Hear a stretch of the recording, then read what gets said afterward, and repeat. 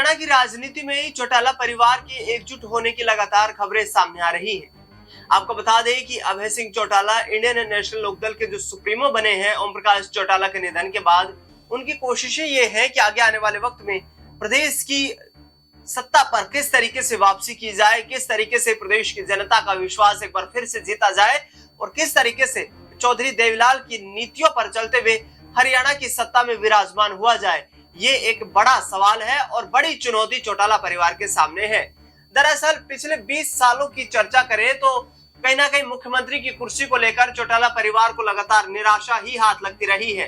अंतिम बार ओम प्रकाश चौटाला ही Indian national Lokdal या चौटाला परिवार की तरफ से सीएम की कुर्सी पर बैठने में कामयाबी हासिल करते हुए नजर आए थे, लेकिन 31 दिसंबर 2024 को जिस तरीके से उनकी जो शोक सभा का आयोजन सिरसा स्थित तेजाखेड़ा फार्म हाउस पर किया गया, उसके बाद देश भर की राजनीति के तमाम दिग्गज नेताओं ने चौटाला परिवार को एक यहाँ पर संकेत दिया, उन्हें एक सुझाव दिया कि आने वाले वक्त में यदि हरियाणा की सियासत में वापसी करनी है तो पूरे परिवार को एकजुट होकर राजनीति करनी पड़ेगी।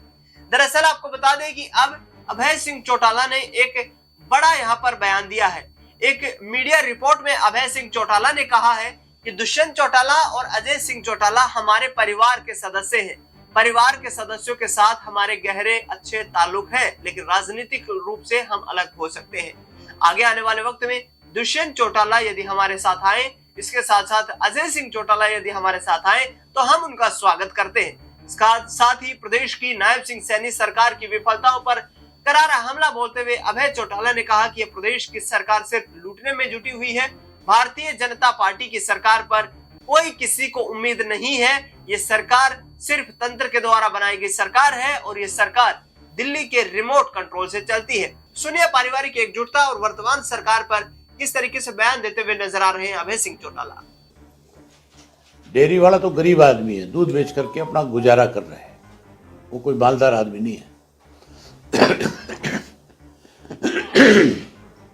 जिन लोगों ने अवैध कॉलोनियां काटी, जिन्होंने लाखों करोड़ रुपया अवैध तरीके से कमाया,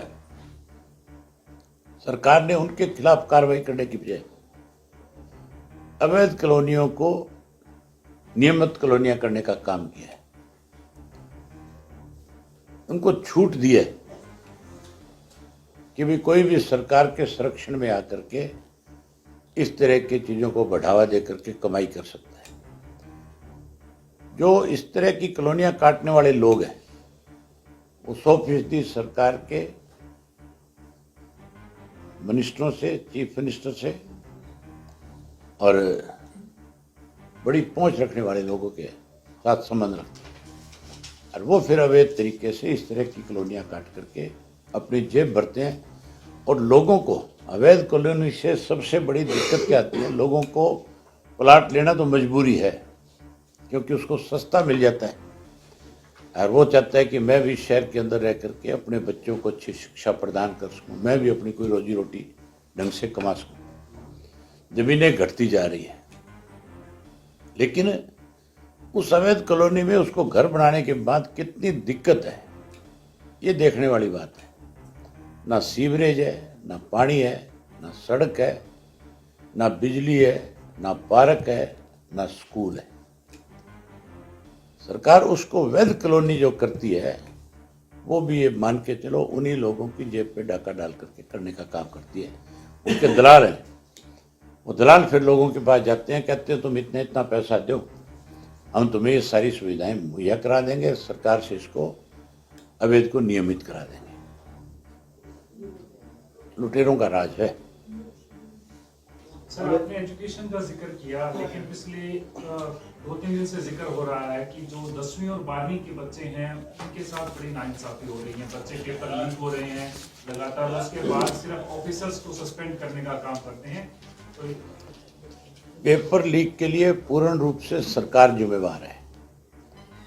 2 साल तो कोरोना की वजह से रुके और जननायक चौधरी देवीलाल विद्यापीठ जो है उसका चेयरमैन होने के नाते मैंने महामहिम से रिक्वेस्ट करी थी कि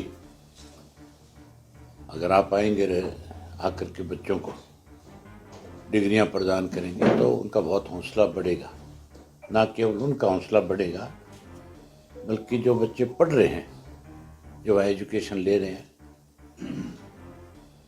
आखिरकार बिहार की राजनीति में क्या तेजस्वी यादव 2025 में ही कोई बड़ा सियासी उलटफेर करने में कामयाबी हासिल कर पाएंगे? बड़ा सवाल यह है कि आखिरकार तेजस्वी यादव के लिए क्या ये चुनाव कहीं ना कहीं एक नई उम्मीद की किरण लेकर के आया है। हालांकि आपको बता दें कि जिस तरीके से नीतीश कुमार बिहार की सत्ता का तख्तापलट करने में माहिर है और अपने पिछले 20 सालों के कार्यकाल के दौरान देखा जाए तो 9 बार बिहार के मुख्यमंत्री बन चुके हैं, ऐसे में तेजस्वी यादव ने हुंकार भरते हुए कहा है कि नीतीश कुमार और भारतीय जनता पार्टी बिहार को लूटने